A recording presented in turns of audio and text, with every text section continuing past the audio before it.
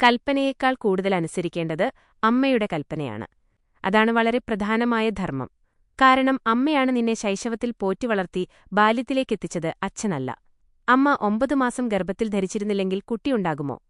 ആ അമ്മയെയാണ് നീ ഇപ്പോൾ ദുഃഖത്തിന്റെ അഗ്നിജാലകളിലേക്ക് വലിച്ചെറിയുന്നത്. എന്നിട്ട് പ്രഖ്യാപിക്കുന്നു, ഇതെന്റെ അച്ഛന്റെ കൽപ്പനയാണ്, ഞാൻ ഏതു നിലയ്ക്കും അതനുസരിച്ചേ തീരൂ. ആ പ്രവൃത്തി ശരിയാണെന്ന് ഞാൻ അംഗീകരിക്കുന്നില്ല. ഒരമ്മയ്ക്ക് ഒരു നിധിയും മകനേക്കാൾ വലുതല്ല.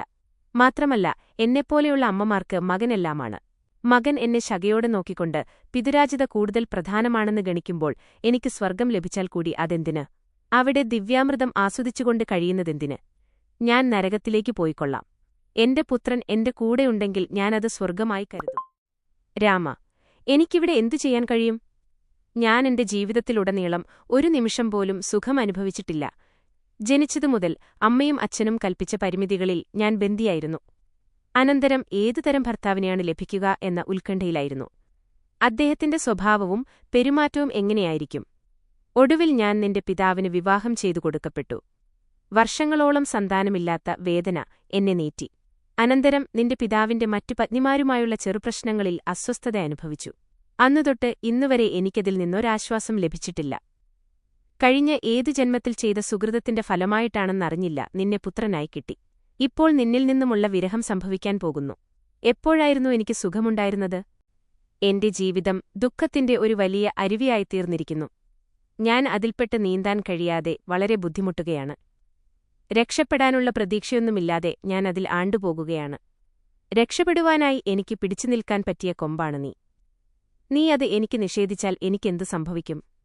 രാജാവിൽ നിന്നും ഞാൻ അകന്നാൽ നിന്റെ അച്ഛൻ നഷ്ടപ്പെട്ടുവെന്നു വന്നാലും എനിക്ക് ബോധമൊന്നുമുണ്ടായില്ല. കൈകേയുണ്ടല്ലോ അദ്ദേഹത്തിനു വേണ്ട ആനന്ദം നൽകാൻ. അതിലപ്പുറമൊന്നും അദ്ദേഹത്തിനാവശ്യമില്ല. അതുകൊണ്ട് ഇവിടെ ഇങ്ങനെ പ്രാണവേദനയാൽ വെന്തുനീറി ഒടുവിൽ പ്രാണനാശം വരുന്നതിനു പകരം എന്റെ ഓമനമകന്റെ കോമളമുഖം നോക്കിക്കൊണ്ടിരിക്കുകയാണെന്ന് തോന്നുന്നു. കാട്ടിൽ എനിക്ക് ഭക്ഷണപാനീയങ്ങളൊന്നും കിട്ടാനിടയില്ലെങ്കിലും ഞാൻ പുത്രസാന്നിധ്യത്താലുള്ള ആനന്ദം കൊണ്ട് ജീവിച്ചോളാം. കൗസല്യയുടെ വാദത്തിൽ കുറെയൊക്കെ ന്യായമുണ്ടെന്ന് രാമൻ ബോധ്യപ്പെട്ടു. എങ്കിലും പിതാവിന്റെ കൽപ്പന നിറവേറ്റുകയെന്നയാവ ശത്താൽ പ്രേരിതനായിരുന്നു അവിടുന്ന്. ധർമാചരണത്തിൽ വീഴ്ച വരുത്തുകയില്ലെന്ന പ്രതിജ്ഞയും അവിടുന്ന് ചെയ്തിരുന്നുവല്ലോ. ലക്ഷ്മണൻ പറഞ്ഞു, ജ്യേഷ്ഠാ, അമ്മയുടെ വാക്ക് പരമാത്മയാണ്. അച്ഛനേക്കാൾ അമ്മയാണ് ആദരിക്കപ്പെടേണ്ടത്. മാതൃദേവോഭവ, പിതൃദേവോഭവ എന്നാണ് ശാസ്ത്രങ്ങളിലുള്ളത്. അവിടെയും അമ്മയ്ക്കാണ് ആദ്യസ്ഥാനം. രണ്ടാമതേ പിതാവിനെപ്പറ്റി പറയുന്നുള്ളൂ. അവിടുത്തെ തീരുമാനത്തിൽ തന്നെ അചഞ്ചലമായി ഉറച്ചുനിന്നുകൊണ്ട് മാതാവിന് ഇത്രയുമധികം ദുഃഖമുണ്ടാകുന്നതിന് കാരണമാകുന്നത് ശരിയാണോ? വത്സ, സൗമിത്രേ. രാമൻ ലക്ഷ്മണന്റെ നേരെ തിരിഞ്ഞ് അദ്ദേഹത്തിന്റെ വാക്കുകൾ തടഞ്ഞുകൊണ്ട് പറഞ്ഞു, സന്താനത്തോടുള്ള അതിശക്തമായ മമതയുടെ ഫലമായി അവന്റെ വിരഹത്തിൽ സന്തപ്തയായ ഒരു മാതാവിന്റെ പ്രസ്താവനയെയാണു നീ സഹായിക്കുന്നത്. സാമ്രാജ്യത്തിന്റെയും മുഴുവൻ ലോകത്തിന്റെയും മനുഷ്യസമുദായത്തിന്റെയും ക്ഷേമത്തെ സംബന്ധിക്കുന്ന അച്ഛന്റെ കൽപ്പനയെ പരിഗണിക്കൂ. ആ കൽപ്പനയുടെ ആന്തരസൂചനകളെയും അർത്ഥത്തെയും സംബന്ധിച്ച് നിനക്കൊന്നും മനസ്സിലായിട്ടില്ല. ധർമ്മത്തിനു മാത്രമേ മനുഷ്യന്റെ മറ്റു 3 ലക്ഷ്യങ്ങളായ അർത്ഥം, കാമം, മോക്ഷം എന്നിവ ഉറപ്പുവരുത്തുവാൻ സാധിക്കുകയുള്ളൂ. ഇതിനെപ്പറ്റി സംശയിക്കുകയോ ഇതിന്റെ ശരിയെപ്പറ്റി തർക്കിക്കുകയോ ചെയ്യേണ്ട ആവശ്യമില്ല. ധനസമ്പാദനത്തിനു മാത്രമാണ് ഒരുവൻ കഴിവ് വിനിയോഗിക്കുന്നതെങ്കിൽ ലോകം ആ വ്യക്തിയെ വെറുക്കുന്നു. ഒരാളുടെ സ്വാർത്ഥത പരമായ പൂർത്തീകരണത്തിനാണ് സ്വന്തം കഴിവ് പ്രയോഗിക്കുന്നതെങ്കിൽ ലോകം നിന്ദയെന്നു അവനെ പരിഗണിക്കുന്നു. അതുകൊണ്ട് നമ്മുടെ പ്രവർത്തനം ധർമ്മത്തിന് അനുഗുണമായിരിക്കേണ്ടതുണ്ട്. ലക്ഷ്മണ, ഇതുകൊണ്ടും എല്ലാമായില്ല. ദശരഥൻ നമ്മുടെ അച്ഛനും ഗുരുഭൂതനും രാജാവുമാണ്. അദ്ദേഹം നമുക്കൊരു കൽപ്പന തന്നേക്കാം. അതിനു പിന്നിൽ എന്തെങ്കിലും ആഗ്രഹമോ വല്ലവരുടെയും നേരെയുള്ള ക്രോധമോ വല്ലവരുമായുള്ള ബന്ധമോ പ്രേമമോ ഉണ്ടായിരിക്കാം. അതൊന്നും നമുക്ക് നോക്കേണ്ടതില്ല. നമ്മൾ അനുസരിക്കുകയേ വേണ്ടൂ. അതിനെതിരായി പ്രവർത്തിക്കുന്നതിന് യാതൊരു ന്യായീകരണവുമില്ല. പാപത്തിൽ സന്തുഷ്ടനാകുന്ന ഒരു പുത്രൻ പിതൃകൽപ്പനയ്ക്കെതിരായി പ്രവർത്തിക്കും. ഞാൻ തരം പുത്രനല്ല. അച്ഛൻ എന്തെല്ലാം കൽപ്പിക്കുന്നുവോ അതെല്ലാം ഞാൻ താഴ്മയോടുകൂടി അനുസരിക്കും. ഇതിനെ സംബന്ധിച്ച് നിനക്ക് സംശയമുണ്ടായേക്കാം. ഒരച്ഛൻ കാമാന്ധനായ വിഡ്ഢി അനശ്വരതയും നശ്വരതയും തമ്മിൽ വേർതിരിച്ച് മനസ്സിലാക്കാൻ സാധിക്കാത്ത ബുദ്ധിശൂന്യൻ, തന്റെ സ്വാർത്ഥപരമായ അഭിവൃദ്ധിയെപ്പറ്റി മാത്രം ഏകാഗ്രചിത്തനായിട്ടുള്ളവൻ, അന്യരുടെ തന്ത്രങ്ങളിലും കൗശലങ്ങളിലും വിശ്വാസമർപ്പിക്കുന്നവൻ, സ്വന്തം പുത്രനിൽ ദ്രോഹമേൽപ്പിക്കുമ്പോൾ നീ ചോദിച്ചേക്കാം, ആ പുത്രനും അദ്ദേഹത്തിൽ വിശ്വാസമർപ്പിച്ച് അദ്ദേഹത്തെ അനുസരിക്കണമോ എന്ന്. വീഴ്ച വരുത്താതെ അവൻ തീർച്ചയായും അനുസരിക്കണം. അദ്ദേഹം വിഡ്ഢിയോ നിഷ്ഠൂരശാസകനോ ആയിരിക്കാം. നിങ്ങൾ അദ്ദേഹത്തിന്റെ മകനല്ലേ? അത് അപ്രകാരമാകുമ്പോൾ നിങ്ങളുടെ അന്തസ്സെന്നും താഴ്ന്നും അദ്ദേഹത്തിന്റേത് എന്നും ഉയർന്നും നിൽക്കണം. എല്ലാ ധർമ്മങ്ങളെയും അവകാശങ്ങളെയും അത് തീരുമാനിക്കുന്നു. കുഴപ്പമായിട്ടോ സങ്കീർണമായിട്ടോ തോന്നുന്ന കാര്യങ്ങൾ അദ്ദേഹത്തിന് സുസ്പഷ്ടമാക്കിക്കൊടുക്കാനും അറിവിനനുസരിച്ച് വ്യാഖ്യാനിച്ചു കൊടുക്കാനും പുത്രൻ ശ്രമിക്കാവുന്നതാണ്. വിഡ്ഢിത്തമെന്നോ അസംബന്ധമെന്നോ ഉള്ള നിലയിൽ തള്ളിക്കളയാതെ പിതാവിനെ അനുസരിക്കന്നെ വേണം. ഈ ഭാവവും കൂടി ഒന്നാലോചിക്കൂ. ദശരഥൻ മഹാപ്രാജ്ഞനാണ്, മഹായോദ്ധാവ്, ധീരപരാക്രമി, ധർമ്മനിഷ്ഠയുടെ സ്തംഭം. തന്റെ വാഗ്ദത്തം പാലിക്കേണ്ടതിനുവേണ്ടി പ്രാണവേദനയോടുകൂടി കേഴുകയാണ് അദ്ദേഹം. കൈകേയിയിൽ മോഹിതനാവുകയോ കാമാന്ധനാവുകയോ അല്ല. താൻ വളരെ ഗൗരവപൂർവം ചെയ്ത ഒരു വാഗ്ദത്തം പാലിക്കുവാനുള്ള പരമായ ആവശ്യത്താൽ പ്രേരിതനായതാണ് അദ്ദേഹം. കൂടാതെ വരദാനം തന്റെ ജീവിതത്തിനു തന്നെ യാൽ പോലും അവർക്കിഷ്ടമുള്ള വരങ്ങൾ അവയേതൊയാലും നൽകും കാമജിതനായി പ്രവർത്തിച്ചാണെന്ന അഭിപ്രായത്തോട് എനിക്കുള്ളികളിൽ നിന്നും രക്ഷ നേടാൻ നിവൃത്തി കാണാത്തതുകൊണ്ട് അച്ഛൻ ലേഖയിക്കേണ്ട കാര്യത്തിൽ സമ്മതിക്കുന്നില്ല. ലക്ഷ്മണ, അച്ഛൻ ധർമ്മത്തിന്റെ അചഞ്ചലനായ സംരക്ഷകനാണ്. സിംഹാസനസ്ഥരായിരുന്ന പൂർവികന്മാരെക്കാൾ ഏറെ അചഞ്ചലനായ രാജാവ്. അദ്ദേഹത്തിന്റെ പ്രശസ്തി 3 ലോകങ്ങളിലും മാറ്റൊലിക്കൊണ്ടിട്ടുണ്ട്. അദ്ദേഹത്തിന്റെ രാജ്ഞി പട്ടമഹിഷി അദ്ദേഹത്തെ ഉപേക്ഷിച്ച് പുത്രനെ അനുഗമിക്കുകയെന്നത് മനുഷ്യസമുദായത്തിന് ദൂഷിച്ച ഒരുദാഹരണമാവുകയില്ലേ? ജീവിതം ഹ്രസ്വമാണ്, അതിന്റെ കാലവും പരിമിതമാണ്. ഇത്തരം അധാർമികമായ പ്രവർത്ത ഞങ്ങളെ അവലംബിച്ച് ഒരാളുടെ യശസ്സ് എന്നേക്കും നഷ്ടപ്പെട്ടുത്തുന്നതും നല്ലതല്ല, എനിക്കും നിനക്കും. അനന്തരം അമ്മയുടെ നേരെ തിരിഞ്ഞ് അദ്ദേഹം ദയനീയമായി അഭ്യർത്ഥിച്ചു. അമ്മേ, രാമൻ തുടർന്ന് പറയാൻ കഴിയുന്നതിനു മുമ്പ് കൗസല്യ സങ്കടം കൊണ്ടു മരവിച്ചുപോയി. രാമനെടുത്ത നിലപാട് മാറ്റാനുള്ള അവരുടെ എല്ലാ യത്നങ്ങളും വിഫലമായെന്ന് അവർക്ക് മനസ്സിലായി. തന്റെ അനുഗ്രഹങ്ങളോടുകൂടി അദ്ദേഹത്തെ കാട്ടിലേക്ക് അയക്കുവാൻ അനുവദിക്കുവാനുള്ള ബാധ്യതയിൽ നിന്നും തനിക്കൊഴിവാകാൻ സാധിക്കുകയില്ലെന്ന് അവർക്ക് മനസ്സിലായി. അവർ വിലപിക്കുന്തോറും രാമന്റെ വേദന വർദ്ധിക്കുകയാണെന്നും അമ്മയ്ക്ക് ബോധ്യപ്പെട്ടു. ഇതിനിടയിൽ ലക്ഷ്മണനിലും വലിയ മാറ്റങ്ങളുണ്ടായി. അദ്ദേഹത്തിന്റെ കണ്ണുകൾ ചുവന്നു. താനെവിടെയാണെന്നോ ആരുടെയെല്ലാം മധ്യത്തിലാണെന്നോ ഉള്ള എല്ലാ ബോധവും അദ്ദേഹത്തിന് നശിച്ചുപോയി. ചുണ്ടുകൾ വിറച്ചു, നാവ് കെട്ടുപെട്ട നിലയിലായി, നോട്ടം സ്ഥിരമായും തുറിച്ചുകൊണ്ടുള്ളതുമായി, കണ്ണീർ നിർബാധം ധാരധാരയായി പ്രവഹിച്ചു. രാമൻ അനുജനെ സൂക്ഷിച്ചു നോക്കി. ആ സ്ഥിതിയിൽ തന്നെ അദ്ദേഹത്തെ തുടർന്നാൽ അപകടമാണെന്ന് രാമൻ ബോധ്യപ്പെട്ടു. ഒറ്റയ്ക്ക് വിട്ടാൽ ലക്ഷ്മണൻ എന്തെങ്കിലും അവിവേകം ചെയ്തെന്നു വരും, എതിർപ്പുള്ളവരെ ഉപദ്രവിച്ചെന്നു വനേക്കും. ആ പ്രവർത്തനങ്ങളെല്ലാം താൻ മൂലമാണെന്നു വരികയും ചെയ്യും എന്നദ്ദേഹം ചിന്തിച്ചു. The text provided in image link to .png is as follows. അതുകൊണ്ട് രാമൻ ലക്ഷ്മണനെ ചോദ്യം ചെയ്യാൻ തീരുമാനമാക്കി. അനുജ, ക്രോധത്തിന്റെ പുകപടലക്കൂട്ടങ്ങൾ സാമ്പ്രാണിപ്പുക പോലെയാണ്. അതൊതുക്കി നിർത്തൂ. എന്റെ നേരെ ഇത്രയും കഠിനമായ അപമാനവും അനാദരവും കാണിച്ചുവെന്ന ചിന്തകൊണ്ട് നിനക്ക് വലിയ മനക്ലേശമുണ്ടാകുന്നു. എന്നാൽ സത്യവും ധർമ്മവും സത്യത്തിന്റെയും ധർമ്മത്തിന്റെയും മാർഗവും മാനാപമാനങ്ങളെ ശ്രദ്ധിക്കാറില്ല. അത് ഒന്നിനുവേണ്ടി കെഞ്ചി അപേക്ഷിക്കുകയോ മറ്റൊന്നിൽ നിന്ന് ലജ്ജിച്ചു മാറുകയോ ഇല്ല. ധീരനാവുക, ഹൃദയം ധൈര്യം കൊണ്ട് സമ്പൂർണമാക്കുക. ഇവിടെയിരുന്ന് അച്ഛനെ ശുശ്രൂഷിക്കൂ. ജീവിതത്തിലെ ഏറ്റവും ഉയർന്ന ആവശ്യം നിറവേറ്റുന്നതിനുവേണ്ടി അങ്ങനെ നിന്റെ ദിവസങ്ങൾ പ്രയോജനപ്പെടുത്തുക. ജ്യേഷ്ഠൻ ഇങ്ങനെ അനുഗ്രഹിച്ചതിന്റെ ശേഷം ലക്ഷ്മണൻ പെട്ടെന്ന് സംസാരിക്കാൻ തുടങ്ങി. ജ്യേഷ്ഠ, എന്റെ ശാസനമായ അങ്ങ് കാട്ടിലേക്ക് പുറപ്പെടുമ്പോൾ ശരീരമെന്ന പേരുള്ള നിശ്ചേഷ്ടവും പാഞ്ചഭൗതികവും സ്ഥൂലവുമായ ഈ വസ്തുവെക്കൊണ്ട് ഞാൻ ആരെയാണിവിടെ സേവിക്കേണ്ടത്? രാമനെയൊഴിച്ച് മറ്റാരെയും സേവിക്കാൻ ഈ ലക്ഷ്മണന് ആഗ്രഹമില്ല. അവിടുന്ന് ധർമ്മത്തെയും ധർമ്മബോധത്തെയും വിലവയ്ക്കുന്നു. എനിക്കുമുണ്ട് എന്റെ ധർമ്മബോധം. ഞാൻ അതിന് തുല്യമായി വിലവയ്ക്കുന്നു. അതുകൊണ്ട് ഞാൻ അവിടുത്തെ പിന്നാലെ വരും. എനിക്ക് ആരുടെയും കൽപ്പനയ്ക്ക് കാത്തിരിക്കേണ്ട ആവശ്യമില്ല. കൈകേയി അവകാശപ്പെട്ട വരങ്ങളുമായി ബന്ധിതരായ ആളുകളിൽ ഞാൻ ഉൾപ്പെടുകയില്ല. അഥവാ ഞാൻ ഉൾപ്പെട്ടുമെങ്കിൽ തന്നെ ഞാൻ അവരുടെ കൽപ്പനകളോ അവരുടെ സ്വന്തം ആളുകളുടെ നിർദ്ദേശങ്ങളോ ശ്രദ്ധിക്കുകയില്ല. രാമനല്ലാതെ മറ്റൊരാൾക്കും തന്നെ എന്നോട് ആജ്ഞാപിക്കുവാനോ എന്റെ ചലനങ്ങളെയും പ്രവർത്തനങ്ങളെയും സംബന്ധിച്ച് നിർദ്ദേശങ്ങൾ പുറപ്പെടുവിക്കാനോ യാതൊരു അധികാരവുമില്ല. അതുകൊണ്ട് ഇപ്പോഴെത്തന്നെ താപസന്മാരുടെ മരവുരി ധരിച്ച് കേശം ജടയായി പിരിച്ചുകെട്ടി അങ്ങനെ അനുഗമിക്കുവാൻ ഞാൻ തയ്യാറാവുകയാണ്. ഈ വാക്കുകൾ പറഞ്ഞുകൊണ്ട് ലക്ഷ്മണൻ അഭിഷേകശാലയിലേക്ക് പോകാനണിഞ്ഞിരുന്ന രാജകീയ വേഷങ്ങളും ആഭരണങ്ങളും പരിത്യജിക്കുവാൻ ഒരുങ്ങി. അദ്ദേഹം മടുപ്പോടുകൂടി ആഭരണങ്ങളും പട്ടാമ്പരങ്ങളും വലിച്ച് ദൂരെ എറിഞ്ഞു. കർണാഭരണങ്ങളും കണ്ഠാഭരണങ്ങളെല്ലാം ദൂരെ മുറിയുടെ മൂലകളിൽ ചെന്നുവീണു. അദ്ദേഹം ജ്യേഷ്ഠനോടൊപ്പം പോകാൻ ഉത്കണ്ഠപ്പെട്ടിരിക്കുകയായിരുന്നു. ലക്ഷ്മണന്റെ സ്വാർത്ഥ, പ്രചോദിതമായ ഭക്തിയും സമർപ്പിതമായ നിഷ്കളങ്കപ്രേമവും കണ്ട് രാമന്റെ ഹൃദയം മൃദുലമായി. അദ്ദേഹം ലക്ഷ്മണന്റെ സമീപം ചെന്നു. അദ്ദേഹത്തിന്റെ ചുമലിൽ കൈവച്ചുകൊണ്ട് മൃദുവായി പറഞ്ഞു, അനുജാ, നിന്നെപ്പോലെ ഒരു സഹോദരനെ ലഭിച്ചതിൽ എനിക്കുള്ള ആനന്ദത്തിന് അതിരില്ല. ഇതെന്റെ ഏറ്റവും വലിയ ഭാഗ്യമാണ്. നീ എന്റെ കൂടെ വരുന്നതുകൊണ്ട് കൗസല്യാമാതാവിനും ഒട്ടും തന്നെ മനഃശാന്തി ലഭിക്കില്ല. ഞാൻ കാട്ടിൽ 14 വർഷം എങ്ങനെയാണ് ചെലവഴിക്കുകയെന്നും രാജ്യഭ്രഷ്ടിന്റെ അവധി കഴിഞ്ഞാൽ മടങ്ങിവരുമോ എന്നുമുള്ളതിനെ സംബന്ധിച്ചുള്ള ഭയവും സംശയവും കൊണ്ട് അമ്മ വളരെ ക്ഷുഭിതയാണ്. അതുകൊണ്ട് നീ പോകൂ, ചെല്ലു, അമ്മയെ ആശ്വസിപ്പിക്കൂ. ദേവി ദുഃഖവിമുക്തയാകാൻ അമ്മയോട് വഴികാട്ടുക. നമ്മളിങ്ങനെ സമയം ചെലവാക്കുമ്പോൾ അച്ഛൻ കൂടുതൽ കൂടുതൽ ഉത്കണ്ഠ അനുഭവിക്കുന്നുണ്ടാവും.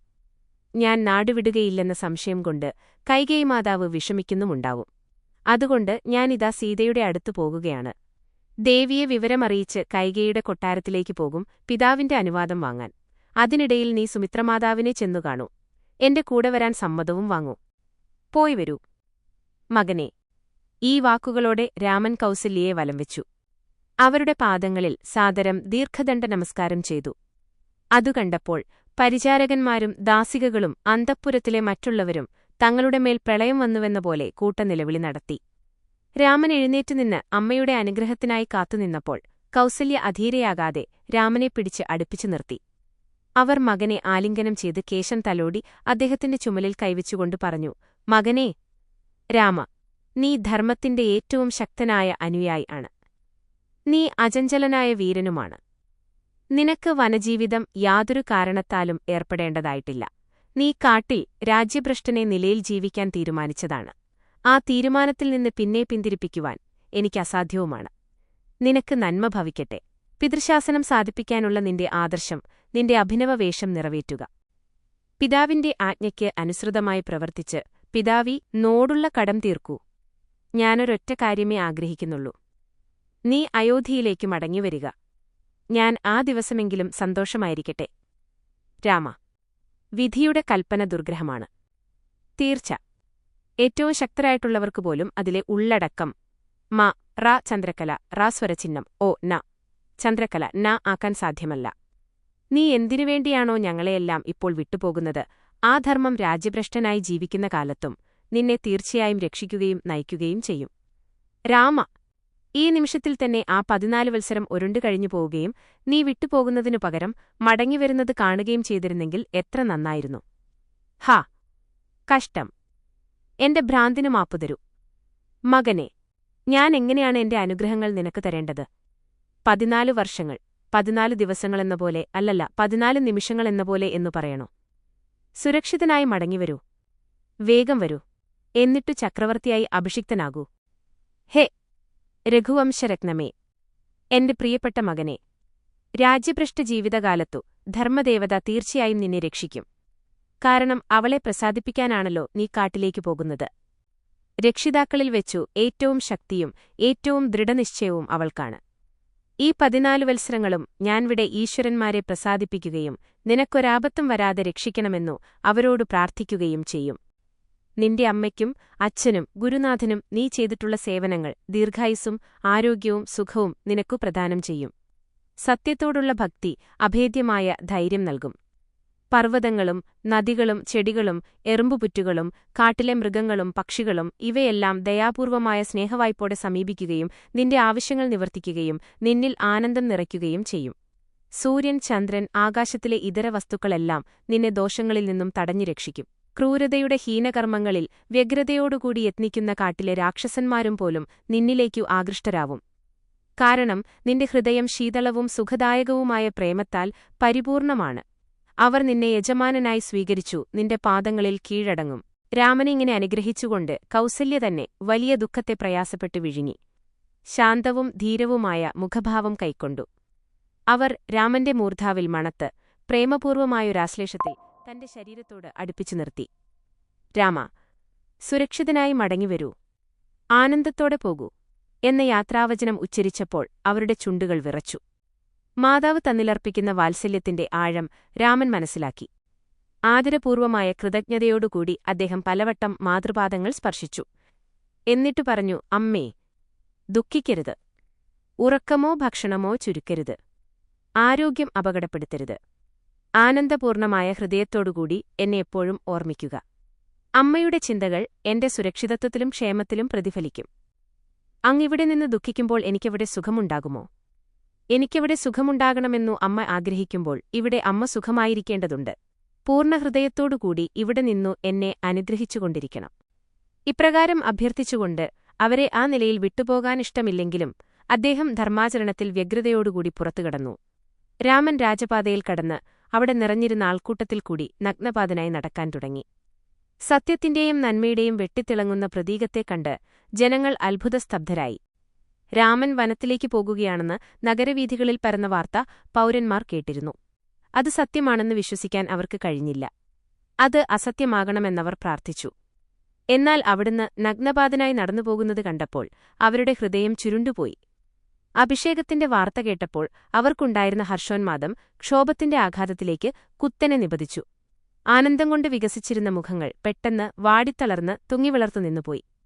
തന്നിക്കു ചുറ്റുമുണ്ടായിരുന്നവരിൽ ഒരാളെയും നോക്കാൻ രാമൻ മുഖമുയർത്തിയില്ല. അവിടുന്ന് സീതയുടെ വാസഗൃഹത്തിലേക്ക് നടന്നു. രാമനു നിഴലായി സീതയും. സീത പ്രവേശനകവാടത്തിലേക്ക് ഉറ്റുനോക്കുകയായിരുന്നു. കാരണം കൈകേയിയുടെ കൊട്ടാരത്തിൽ നടന്നതെന്തെന്നറിയുവാൻ അവൾക്ക് ഉത്കണ്ഠയുണ്ടായിരുന്നു. സീത അനശനവ്രതവും നിർനിദ്രാവ്രതവും അനുഷ്ഠിച്ചു കഴിഞ്ഞിരുന്നു. ചന്ദനം, പുഷ്പങ്ങൾ, ധാന്യങ്ങൾ തുടങ്ങിയ ആവശ്യമുള്ള സാധനങ്ങളെല്ലാം ഒരു തളികയിൽ തയ്യാറാക്കിവച്ചിരുന്നു. ആഘോഷശാലയിലേക്ക് തന്റെ നാഥനെ അനുഗമിക്കുന്നതിൽ താൻ കാരണം കാലതാമസം ഒട്ടും ഉണ്ടാവാതിരിക്കാനാണ് അങ്ങനെ ചെയ്തത്. രാമന്റെ ആഗമനം പ്രതീക്ഷിച്ച് സീതയുടെ ഹൃദയം ശക്തിയായി മിടിക്കുന്നുണ്ടായിരുന്നു. അടുത്തുവരുന്ന മഹനീയാവസരത്തിന്റെ ആനന്ദം ദേവിയുടെ ചുറ്റുമുള്ള പരിചാരകന്മാരെയും പരിചാരികമാരെയും കീഴടക്കിക്കഴിഞ്ഞിരുന്നു. രാമൻ വരുമ്പോൾ അദ്ദേഹത്തിന്റെ മുമ്പാകെ വീശിക്കാണിക്കുന്നതിനായി ഉജ്ജ്വലിപ്പിച്ച ദീപങ്ങളുമായി സുന്ദരികളായ കന്യകമാർ ഒരുങ്ങിനിന്നു. അതീവ ഭംഗിയോടെ പ്രശോഭിക്കുന്ന അലങ്കൃതമായ സഭാതലത്തിൽ പെട്ടെന്ന് രാമൻ അകമ്പടിയൊന്നുമില്ലാതെ നമ്രശിരസ്കനായി നഗ്നപാതനായി കടന്നുവന്നു. സീതാസന്ദേഹം. എല്ലാവരും ഞെട്ടിപ്പോയി. സീത തന്റെ നാഥന്റെ സമീപത്തേക്ക് വേഗം ചെന്നു. തന്റെ കണ്ണുകളെ വിശ്വസിക്കാൻ സീതയ്ക്ക് കഴിഞ്ഞില്ല. കാറ്റിലെ ഇല എന്ന പോലെ അവരുടെ ശരീരം വിറപൂണ്ടു. അവർ ചുണ്ടുകൾ കടിച്ചു. തന്റെ ഭയം വിഴുങ്ങി. നാഥാ, ഇതെന്താണ്? അങ്ങെന്താണിങ്ങനെ? ഇതിന്റെയൊക്കെ അർത്ഥമെന്താണ്? ഈ ദിവസം ദേവഗുരുവായ ബൃഹസ്പതിക്ക് സമർപ്പിതമായ ദിവസമാണ് എന്ന് അങ്ങ് പറഞ്ഞു. വളരെ ശുഭമുള്ള ദിവസമാണ്. പുഷ്യാനക്ഷത്രമാണ്. ഈ സാമ്രാജ്യം മുഴുവൻ അങ്ങ് ഭരിക്കണം. അങ്ങ് അഭിഷിക്തനാവുക ഇന്നാണെന്ന് അങ്ങ് പറഞ്ഞു. രത്നചചിതമായ 100 വില്ലുകളുള്ളതും സൂര്യപ്രകാശത്തിൽ വെട്ടിത്തിളങ്ങുന്ന മുത്തുകളുള്ളതുമായ വെൺകൊറ്റകുട അങ്ങയുടെ ദിവ്യസുന്ദരമായ ശരീരത്തിനു മുകളിൽ നിവർത്തിപ്പിടിച്ചു കാണാത്തതെന്താണ്? ചന്ദ്രനെന്ന് തോന്നിക്കുന്ന തൂവൽ പോലെ ശുദ്ധവും മിനുസമുള്ളതുമായ വെഞ്ചാമരം എവിടെ? പോകുമ്പോൾ അങ്ങയുടെ സ്തുതിഗീതങ്ങൾ ആലപിക്കേണ്ട കൊട്ടാരം ഗായകന്മാർ മിണ്ടാതിരിക്കുന്നതെന്താണ്? അലയോ പ്രഭോ, വൈദികാചാര്യന്മാരായ ബ്രാഹ്മണർ മന്ത്രഭൂതമായ തേനും തൈരും അങ്ങയുടെ ശരീരത്തിൽ പൂശാത്തതെന്താണ്? പതിവനുസരിച്ച് മന്ത്രിമാർ, സാമന്തരാജാക്കന്മാർ മുതലായവർ അങ്ങയെ അനുഗമിക്കാത്തതെന്താണ്? ആ ഗംഭീരമായ രാജകീയ ഗജവീരൻ ശത്രുഞ്ജയൻ സഞ്ചരിക്കുന്ന ഒരു പർവ്വതശൃംഗം, വീഥിയിൽ കുറ്റിക്കുറ്റൻ കറുത്തമേഘം ഒഴുകുകയാണെന്ന് ജനങ്ങൾ തെറ്റിദ്ധരിക്കുന്ന ആ മൃഗമുഖ്യൻ അങ്ങയുടെ ആഗമനമറിയിച്ച് ആദ്യം വരണമല്ലോ. അവനെവിടെ? സീത ചോദ്യങ്ങൾ വർഷിച്ചുകൊണ്ടിരിക്കുമ്പോൾ എങ്ങനെ മറുപടി പറയണമെന്ന് രാമൻ ഒരത്തും പിടിയും കിട്ടിയില്ല. അല്പം ചില വാക്കുകളെക്കൊണ്ട് എളുപ്പം വിശദീകരിക്കാൻ സാധിക്കാത്ത കാര്യമായിരുന്നു അത്. അതുകൊണ്ട് രാമൻ അന്തഃപുരത്തിലേക്ക് പ്രവേശിച്ച് സീതയെ അടുത്ത് വിളിച്ചു നിർത്തി അവിടുന്ന് പറഞ്ഞു, സീതേ, ബഹുമാന്യനായ പിതാവ് ഈ ശുഭമുഹൂർത്തത്തിൽ എന്നെ കാട്ടിലേക്കയക്കണമെന്നിച്ഛിക്കുകയും തീരുമാനിക്കുകയും ചെയ്തിരിക്കുന്നു. അതുകൊണ്ട് അദ്ദേഹത്തിന്റെ ആജ്ഞ ഉടൻ അനുസരിക്കേണ്ടത് അത്യാവശ്യമായി വന്നിരിക്കുന്നു. സീത ഈ വാക്കുകൾ കേട്ടു. പക്ഷെ അവ സത്യമായിരിക്കുമെന്ന് അവർക്ക് വിശ്വസിക്കാൻ കഴിഞ്ഞില്ല. ദേവി ചോദിച്ചു, പ്രഭോ, കാട്ടിലേക്കോ? ഈ നാടുകടത്തൽ എന്ന ശിക്ഷ അർഹിക്കുന്ന എന്തു കുറ്റമാണ് അങ്ങ് ചെയ്തത്? നീതിയുടെ മൂർത്തിമദ്ഭാവമാണ് ദശരഥൻ. അദ്ദേഹം ധർമാത്മാവാണ്. ന്യായമായ കാരണങ്ങളില്ലാതെ അദ്ദേഹം ഒരു കൽപ്പനയും പുറപ്പെടുവിക്കുകയില്ല. കാട്ടിൽ താമസിക്കുക എന്ന ഈ ആജ്ഞയുടെ യഥാർത്ഥമായ ആവശ്യമെന്ത്? ഇതിന്റെ അന്തരർത്ഥമെന്ത്? ദേവിയുടെ ചോദ്യങ്ങൾ കേട്ടപ്പോൾ രാമൻ മന്ദഹസിച്ചു. അവിടുന്ന് മറുപടി പറഞ്ഞു, സീതേ, അച്ഛൻ പണ്ട് കൈകേയി മാതാവിന് 2 വരങ്ങൾ നൽകാനെന്ന് വാഗ്ദത്തം ചെയ്തിരുന്നു. ആ പ്രതിജ്ഞ